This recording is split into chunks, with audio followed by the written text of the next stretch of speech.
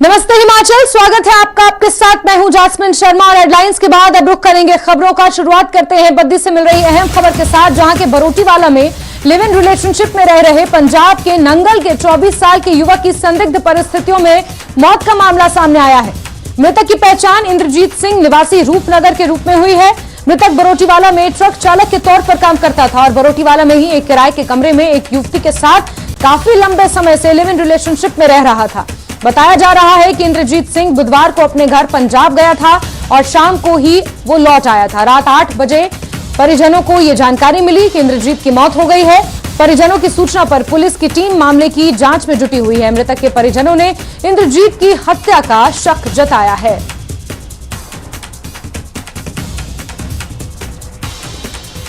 तो अहम खबर आपको बरोटीवाला से दे रहे हैं, जहां लिव इन रिलेशनशिप में रह रहे एक 24 वर्षीय इंद्रजीत, जो पंजाब का मूलतः निवासी है, उसकी मौत की खबर है। आपको बता दें, परिजनों ने हत्या की आशंका जताई है। लंबे समय से एक युवती के साथ वो लिव इन रिलेशनशिप में रह रहा था। ट्रक ड्राइवर का वो काम करता था। पुलिस पूरे मौके की छानबीन कर रही है, इस पूरे मामले की छानबीन कर रही है, जांच में जुटी हुई है। परिजनों ने हत्या का यहां पर शक जताया है और उसी के आधार पर ये कार्रवाई इस पूरे मामले पर हो रही है।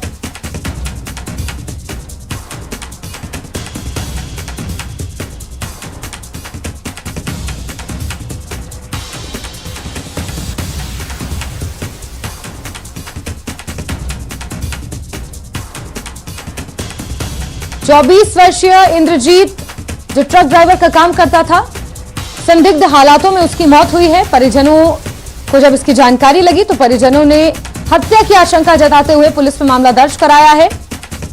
पुलिस पूरे मामले की छानबीन कर रही है। लंबे समय से एक युवती के साथ रिलेशनशिप में वो रह रहा था, ट्रक ड्राइवर का काम करता था और हत्या का ये मामला एक बार फिर सामने आया है।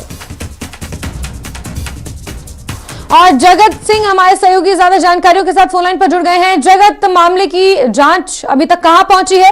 किन लोगों से पूछताछ पुलिस कर रही है? जगत जी जासमीन, मैं बताना चाहता हूँ, ये पिछले कल यानी रात की बात थी, जब एक युवक अपने घर पंजाब का, ये युवक रहने वाला था, इंद्रजीत इसका नाम था। ये जैसे ही नंगल रूपनगर डिस्ट्रिक्ट में नंगल गांव जगह पड़ती है, वहां से ये जैसे ही अपने नालागढ़ पहुंचा तो करीबन 6 बजे के आसपास इसके घर वालों से बातचीत हुई कि मैं बरोटीवाला में अपने कमरे पे पहुंच चुका हूं और अभी मैं पहुंचकर अपना खाना पीना करने वाला हूं। उसके बाद रात को 8 बजे के करीब उसके परिजनों को यहाँ से फोन जाता है कि आपके बेटे की तबीयत खराब हो गई है, अस्पताल लाया है, अस्पताल में उसकी मौत हो गई है। फिलहाल उसके बाद परिजन मौका पर पहुंचे, पुलिस की टीम मौके पर पहुंची, पुलिस ने शव को कब्जे में लिया और उसके बाद कल यानी इस युवक के शव का पोस्टमार्टम करवाकर जो शव है परिजनों को सौंप दिया। फिलहाल पुलिस के पास जो बयान परिजनों की ओर से लगाए गए हैं कि वो लिव इन रिलेशनशिप में एक महिला के साथ काफी लंबे समय से बरोटीवाला में किराए के मकान में रहता था और ट्रक चालक के तौर पर काम करता था। और इन्होंने, जो इनके परिजन है, उन्होंने शक जाहिर किया है कि एकदम से सही सुरक्षित ढंग से वो कल शाम को 6 बजे के आसपास वो वहां पर पहुंचा और उसने फोन भी किया कि मैं पहुंच चुका हूं। तो उसके बाद क्या हुआ क्या नहीं हुआ, उसके साथ कोई ऐसी अप्रिय घटना घटित हुई जिसके बाद उसकी मौत हो गई। इवन के आरोप जो परिवार वाले हैं, उनके भाई हैं, उनकी ओर से लगाए गए कि जब हमने उसकी बॉडी को देखा तो उसके मुंह से जाग और ब्लड जा रहा था।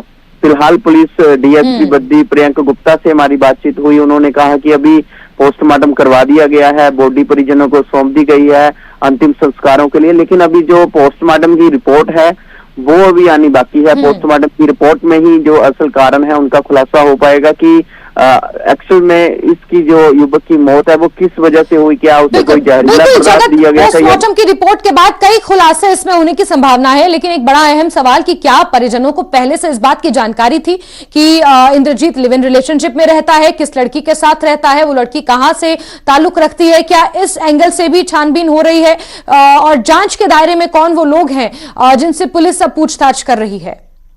जी, मैं आपको बताना चाहता हूँ, इंद्रजीत की जो माँ है वो जब ये बचपन में छोटा था तब उसकी डेथ हो गई थी। जो इसके फादर है उसकी मृत्यु 15 दिन पहले ही हुई है। इसकी अभी शादी नहीं हुई थी। इसके जो भाई है उसे पता था कि ये लिव इन रिलेशनशिप में एक हिमाचल की कोई लड़की है, उसके साथ ये काफी लंबे समय से बरोटीवाला में रह रहा है कि वो जो लड़की थी वो किसी निजी कंपनी में काम करती थी और ये अपना ट्रक चालक का काम करता था। काफी लंबे समय से ये दोनों रह रहे थे, पर ये क्लियर नहीं उनके परिवार वालों को हुआ कि जैसे ही अपने घर पहुंचा तो 2 घंटे के भीतर इसको ऐसा क्या हो गया जिसकी वजह से इसकी मौत हुई है। कहीं ना कहीं शक जो है, जो इस लिव इन रिलेशनशिप में जिस लड़की के साथ ये रह रहा था उसके ऊपर परिजनों का शक है।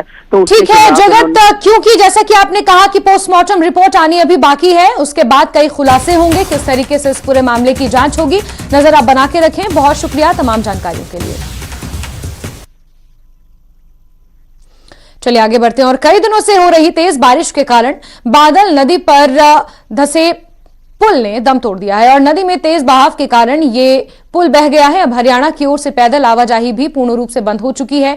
इससे पहले भी पुल के 2 खंभे टूट चुके थे। उधर खबर है कि मढ़ावाला में वैकल्पिक पुल भी बह गया है। अब तक नेशनल हाईवे 105 पिंजौर बद्दी पर 3 पुल टूट चुके हैं। सबसे पहले मढ़ावाला, फिर चरनिया और अब बद्दी पुल पूरे तरीके से टूट चुका है। अब पुलिस ने वाया कालका से कलूझींडा से बरोटीवाला की ओर ट्रैफिक की व्यवस्था की है और पंजाब हरियाणा को हिमाचल से जोड़ने वाले 3 पुल अभी तक इस बारिश की वजह से क्षतिग्रस्त हो गए हैं। बालद नदी पर बना एक पुल बीती रात बरसात की भेंट चढ़ गया और आप तस्वीरें देख रहे हैं। वैकल्पिक मार्गों की व्यवस्था की जा रही है। पुलिस ने वाया कालका से कलूझींडा से बरोटीवाला की ओर अब ट्रैफिक की व्यवस्था की है। ये रूट काफी लंबा है, लेकिन यही एकमात्र वैकल्पिक मार्ग है जो हरियाणा को अब हिमाचल से जोड़ता है। और इस बीच कुल्लू से बड़ी खबर, यहां बंजार की तीर्थन घाटी में लैंडस्लाइड हुआ है, जिससे तीर्थन घाटी की 10 पंचायतों में आवाजाही फिलहाल बंद हो गई है। खुंदन से बठाहट सड़क पर पहाड़ी दरकने से यातायात बंद है। लोगों ने प्रशासन से जल्द सड़क बहाली की मांग की है। हिमाचल प्रदेश में जगह जगह लैंडस्लाइड हो रहे हैं। बीती शाम ये बंजार की तीर्थन घाटी की तस्वीरें सामने आई हैं, जहां भारी भरकम लैंडस्लाइड हुआ है, जिससे तीर्थन घाटी की 10 पंचायतों में आवाजाही बंद हो गई है। रास्ते पूरी तरह से क्षतिग्रस्त हैं। खुंदन से बठाहड़ सड़क पर पहाड़ी गिरने से यातायात बंद हो गया है। कई पंचायतें इससे प्रभावित हुई हैं और लोग अब प्रशासन से सड़क बहाली की मांग कर रहे हैं।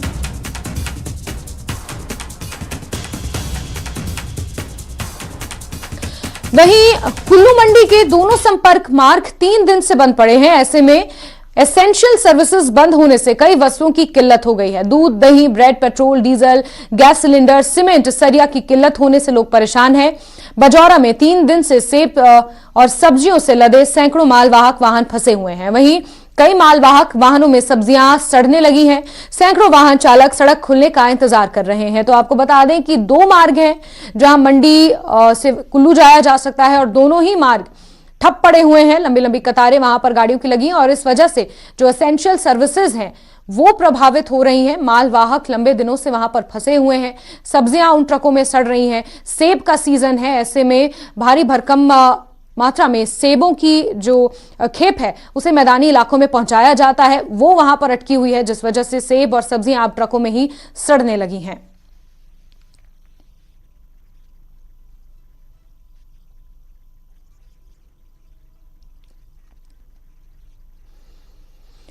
और मनाली से भी बड़ी खबर है। यहां अंजनी महादेव के पास वाले नाले में बाढ़ आ गई है। दरअसल बारिश के चलते व्यास नदी का जलस्तर काफी बढ़ा हुआ है। ऐसे में प्रशासन ने लोगों से नदी नालों से दूर रहने की अपील की है। आपको बता दें कि मनाली के ऊपरी क्षेत्र में बारिश का दौर लगातार जारी है और जिस वजह से अंजनी महादेव के पास नाले में बाढ़ आ गई है। व्यास नदी खतरे के निशान से कहीं ऊपर बीते कुछ दिनों से बह रही है और तस्वीरें आप देख सकते हैं। ये अंजनी महादेव के पास की तस्वीरें हैं जहां पर बाढ़ आई है और प्रशासन से लोग अब अपील कर रहे हैं कि उन्हें सुरक्षित स्थान पर पहुंचाया जाए। वहीं प्रशासन ने लोगों से भी नदी नालों से इस वक्त में दूर रहने की अपील की है।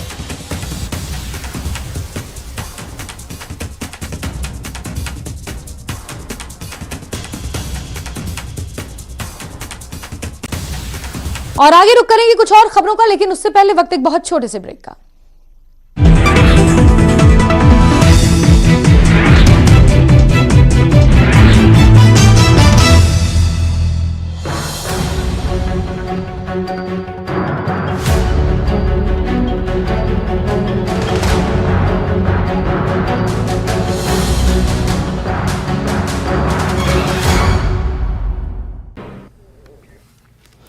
स्वागत है आपका न्यूज 18 जम्मू कश्मीर लद्दाख हिमाचल में। मैं हूं विशाल और आप देख रहे हैं धार भी रफ्तार भी। राजौरी जिले के तरियत नामी इलाके में मुसाफिर बस हादसे का शिकार, कम से कम 10 मुसाफिर हो गए जख्मी। तमाम जख्मियों को इलाज के लिए CHC कालाकोट किया गया रेफर। जम्मू कश्मीर के कई इलाकों में तेज हवाओं के साथ मूसलाधार बारिश, मेंढर के सखी मैदान और आड़ी में सैलाब जैसी सूरत हाल। कुपवाड़ा में कई मकानात को पहुंचा नुकसान, लोगों से नदी नालों से दूर रहने की अपील। मेंढर में मुसलसल बारिश ने आवाम की मुश्किलात में एक बार फिर इजाफा कर दिया। मेंढर के सखी मैदान और आड़ी में सैलाब जैसी सूरत हाल पैदा हो गई। मेंढर कस्बे में दोनों अतराफ से नदी के तेज बहाव के बायस सखी मैदान के इलाके में डंपर हादसे का शिकार हो गया। कुपवाड़ा में भी तेज हवाओं के साथ बारिश हुई। तेज हवा के चलते कई मकानों के छत उड़ गए। बट्टाकुंड में तेज हवा ने तबाही बर्पा कर दी। यहां पर तेज हवा के बायस कुछ मकानात को नुकसान पहुंचने की इत्तला है। श्रीलंका के चेचेसना में सैलाब आने की वजह से करगिल जंस्का रोड काफी देर तक सड़क बंद रहा और सैकड़ों की तादाद में लोग फंसे हुए थे। पुलिस और रजाकारों ने मिलकर ट्रैफिक को बहाल किया। लोगों ने जिला इंतजामिया से इस नाले को जल्द से जल्द बनाने की अपील की है। सब डिवीजन बानेहाल की तहसील खड़ी बहु मंगत से गुजरने वाले वो नाले को पार करने के लिए नहीं है कोई पुल। नाले के दोनों तरफ कई बस्तियों को जोड़ने के लिए पुल न होने से लोगों को करना पड़ रहा है मुश्किलात का सामना। पुंछ शहर को दीगर इलाकों से मिलाने वाले पुलिस नदी पर शेर कश्मीर पुल पर ब्लैक टॉपिंग का काम शुरू होने से लोगों में खुशी की लहर दौड़ गई है, क्योंकि इस पुल की खस्ताहाली की वजह से अक्सर हादसा पेश आते रहते थे। पुल की मरम्मत के लिए लोगों के मुतालबे पर पुंछ के नए डिप्टी कमिश्नर ने अपनी निगरानी में ब्लैक टॉपिंग। पेट सफा तो हर रोग दफा।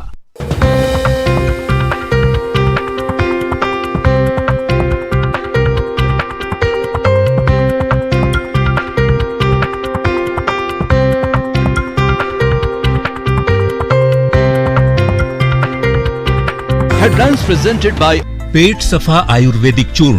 पेट सफा तो हर रोग दफा।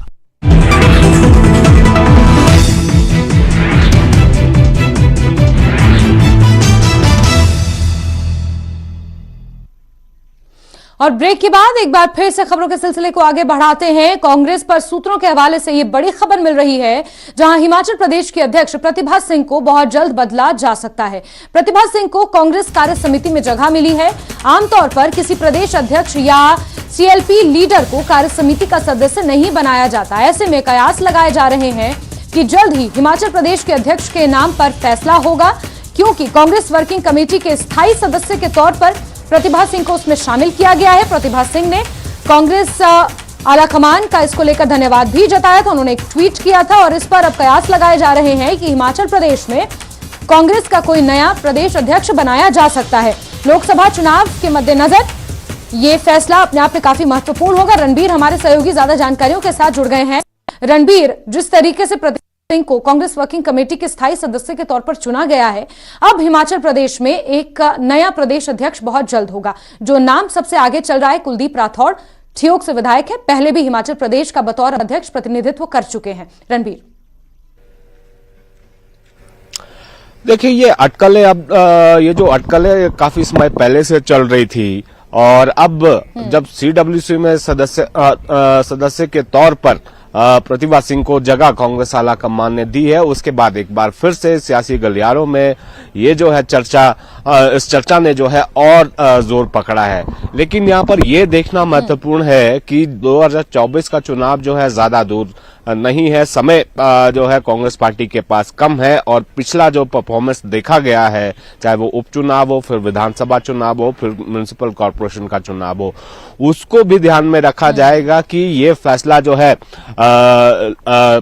पार्टी के प्रदेशाध्यक्ष को बदलने का जो फैसला है कितना कांग्रेस के लिए सही रहता है प्रदेश में। एक तरफ तो ये है, दूसरा बड़ा मसला ये भी है कि कांग्रेस में लंबे समय से जब एक प्लेनरी सेशन हुआ था कांग्रेस का, उसमें भी ये तय किया गया था कि एक व्यक्ति जो है एक पद पर रहेगा। तो प्रतिभा सिंह सांसद भी हैं, कांग्रेस की प्रदेशाध्यक्ष भी हैं और अब वो CWC की सदस्य भी हैं। तो ऐसे में यहाँ पर कई सारी जो है बातें निकल कर आ रही है कि क्या जो है इसको अब यहाँ पर प्रतिभा सिंह को बदला जाना ठीक रहेगा या नहीं। हाँ, नाम जो है बहुत सारे चल रहे हैं।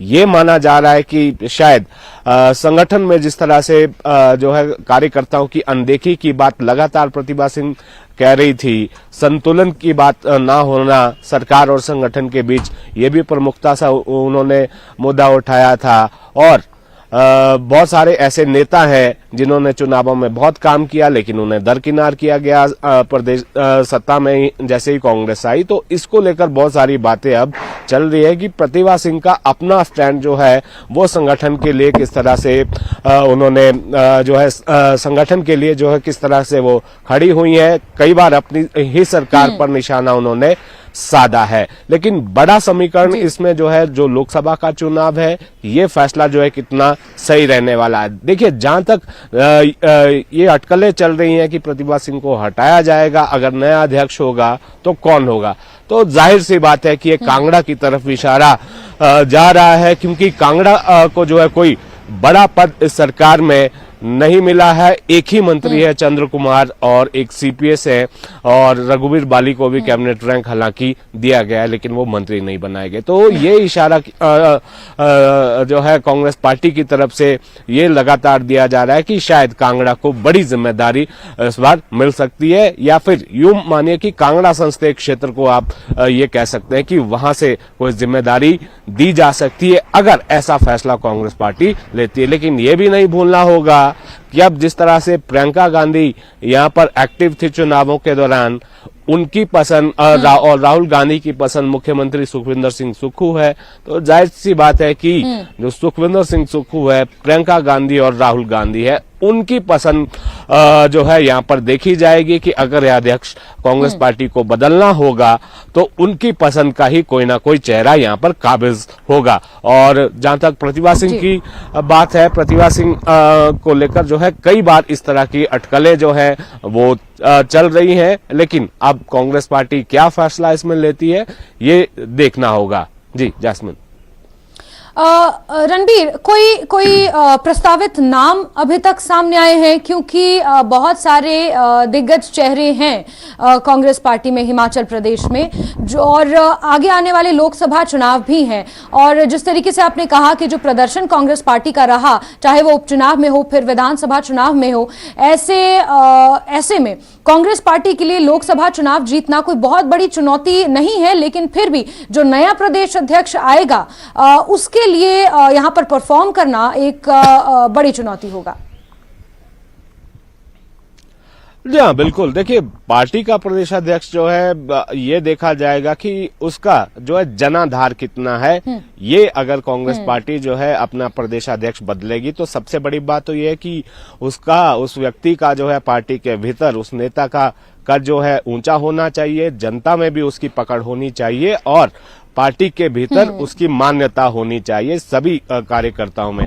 और दूसरी बड़ी बात, इन अटकलों को और तेज इसलिए भी माना जा रहा है जैस्मिन कि कांग्रेस आला कमान जो है बहुत सारे प्रदेशों में जो है संगठन में काफी सारे बदलाव करने जा रही है। ये जानकारी भी निकल कर आ रही है कि कुछ एक प्रदेशाध्यक्ष जो है कांग्रेस बदल सकती है और संगठन में कुछ महत्वपूर्ण जिम्मेदारियां जो देने का जो दौर है वो अब धीरे धीरे जो है आपको देखने को मिलेगा, क्योंकि 2024 की तैयारियों में कांग्रेस शुरू हो गई है। क्योंकि कांग्रेस की जो सर्वोच्च समिति है CWC, उसका ऐलान यहाँ पर हुआ है और वीरभद्र सिंह की विरासत को यहाँ पर जगह दी गई है, क्योंकि प्रतिभा सिंह को इसमें स्थान दिया गया है। वीरभद्र सिंह जो है कभी इसमें जो है वो स्थायी सदस्य के तौर पर वो नहीं रहे हैं। और जहां तक अगर नया अध्यक्ष बनाने की बात इसमें है तो जाहिर सी बात है कि ये भी कांग्रेस पार्टी को तय करना होगा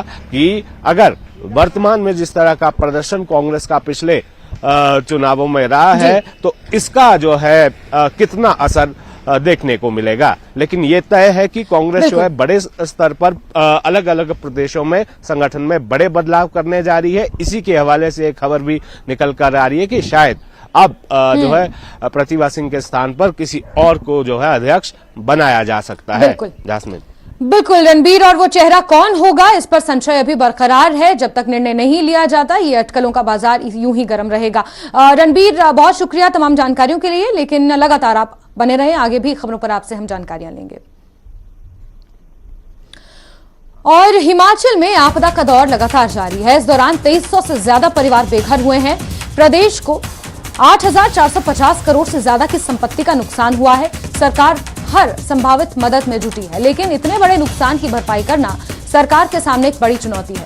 ऐसे में कर्ज में डूबा प्रदेश केंद्र से विशेष मदद का इंतजार कर रहा है। रणबीर लगातार हमारे साथ बने हुए हैं। रणबीर, जिस तरीके से हिमाचल प्रदेश में 8,000 करोड़ से ज्यादा का नुकसान हुआ है, इसमें कोई दो राय नहीं है कि आपदा प्रबंधन में सीएम सुक्खू की हर तरफ से सराहना हो रही है। चाहे नीति आयोग हो, चाहे दूसरी बड़ी संस्थाएं हो, वो सब सीएम सुक्खू की सराहना कर रही हैं। लेकिन जो मॉनेटरी फंड्स की जरूरत है इस वक्त हिमाचल प्रदेश को, जिस पैसे की जरूरत है, जिससे जो हजारों लोग बेघर हुए हैं उनकी जिंदगियों को पटरी पर लाया जाना है, जो सरकारी संपत्ति को नुकसान हुआ है उसे रिपेयर करना है, जो सड़कें, जो पुल सब टूट गए हैं उन्हें रिस्टोर करना है, उसके लिए पैसे की जरूरत है। और ये केंद्र से उम्मीद लगाई जा रही है कि जो एक स्पेशल पैकेज है वो केंद्र की तरफ से आए। कहां तक ये उम्मीद लगाना सही है और हिमाचल प्रदेश को दोबारा पटरी पर आने के लिए, दोबारा रिस्टोर होने के लिए ये माना जा रहा है कि लगभग 6 महीने का वक्त लग सकता है। रणबीर जी हाँ, ये स्थिति जो है सामान्य नहीं है। दौर कठिन चल रहा है और इस पहाड़ी प्रदेश की चुनौतियां भी बेहद कठिन हैं और लगातार ये देखा जा रहा है कि खासकर जो आर्थिक दृष्टि से हम देख रहे हैं कि हिमाचल दिन प्रतिदिन जो है कमजोर होता जा रहा है। आप कर्ज के आंकड़े को ही देख लीजिए, पिछली सरकार के समय, उससे पिछली सरकार के समय, पिछला जो 2 दशक बीता है, कर्ज जो है हर सरकार लेती जा रही है, वो कर्ज जो है बढ़ता जा रहा है। और अब ऐसे समय में जब प्रदेश में आपदा आई है, 367 के करीब लोगों की जानें गई हैं और ये आंकड़ा जो है लगातार बढ़ता जा रहा है और 2300 से ज्यादा घरों का जमींदोज होना, उनका ढह जाना, उनका पूरी तरह से क्षतिग्रस्त होना, ये बता रहा है कि 2300 परिवार बेघर हो गए हैं और उनमें से बहुत सारे ऐसे हैं जो लैंडलेस हैं। उनका जो है पुनर्वास करना बड़ी चुनौती है। सरकार का खजाना खाली है। 2-3 महीने पहले, आपदा से पहले माफ कीजिएगा, इसी सरकार के मंत्री ये कहते थे कि उनके पास तो वेतन देने तक के लिए पैसे नहीं बचे हैं, तो इसीलिए लोन लेना पड़ता है। तो 75,000 करोड़ से ज्यादा का कर्ज जो है अब 80,000 करोड़ के आसपास पहुंचने वाला है। तो केंद्र से मदद की जहां तक बात है कि लगातार यहां से मांग की जा रही है। प्रियंका गांधी की तरफ से भी एक ट्वीट किया गया था कि इसको जो है, जो ये आपदा हिमाचल में आई है, इसको नेशनल डिजास्टर घोषित किया जाना चाहिए। देखिए, शुरू से ही जब पहाड़ी प्रदेशों का जब से गठन देश में हुआ है, चाहे वो नॉर्थ ईस्ट की बात करें, चाहे हिमाचल की बात करें, उत्तराखंड की बात करें और हमारे पड़ोसी राज्य जम्मू कश्मीर की बात करें, यहाँ की स्थिति हमेशा अन्य राज्यों से अलग रही है और ज्यादातर जो संसाधन है वो केंद्र के पास है और इसलिए हिमाचल की जो निर्भरता है वो केंद्र पर ज्यादा है। जाहिर सी बात है कि इतने बड़े पैमाने पर नुकसान हुआ है। ये तो सरकारी आंकड़ा जो राज्य आपदा प्राधिकरण की तरफ से आया है कि 8,400 करोड़ से ज्यादा का नुकसान है। मुख्यमंत्री तो यहां तक कह रहे हैं कि 12,000 करोड़ से ज्यादा का नुकसान है। तो बड़ी बात यह है कि हिमाचल में जो आधारभूत ढांचा है, जिस तरह का नुकसान हुआ है, वैसे भी यहाँ पर जो लागत है निर्माण की वो बहुत ज्यादा रहती है। तो ऐसे में फंड केंद्र राज्य सरकार के पास है नहीं।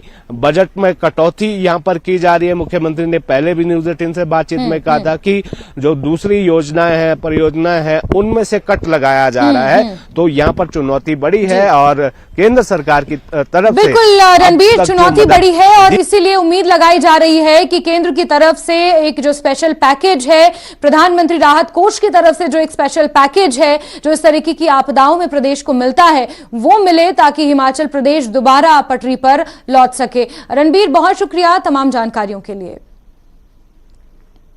चलिए आगे बढ़ेंगे और नेता प्रतिपक्ष जयराम ठाकुर ने सीएम सुखविंदर सिंह सुक्खू से भारी बारिश के कारण बंद हुई सड़कों को खोलने के कार्य को युद्ध स्तर पर करने की मांग उठाई है। ये मांग उन्होंने अपने गृह क्षेत्र सराज के कुकलाहा और इसके आसपास के क्षेत्रों में बारिश के कारण हुए नुकसान का जायजा लेने के बाद उठाई।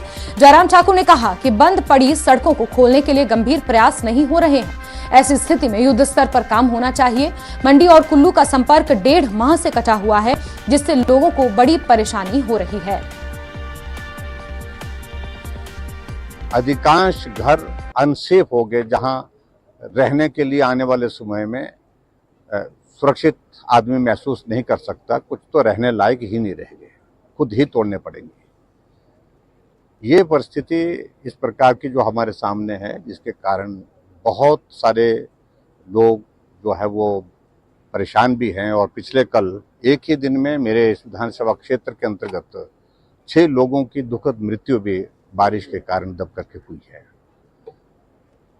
और साथ में एक चिंता का विषय हमारे लिए और बन गया है, क्योंकि कनेक्टिविटी पिछले लंबे समय से यहाँ पर टूटी हुई है, आने जाने के रास्ते बंद हैं। दुकानों में जहाँ छोटे मोटा राशन की व्यवस्था होती थी वहाँ समाप्त हो गया है। और इस मौसम में हमारे यहाँ पर कहीं भी स्टोरेज की व्यवस्था नहीं करते हैं ज़्यादा, क्योंकि बरसात के मौसम में लोग अनुभव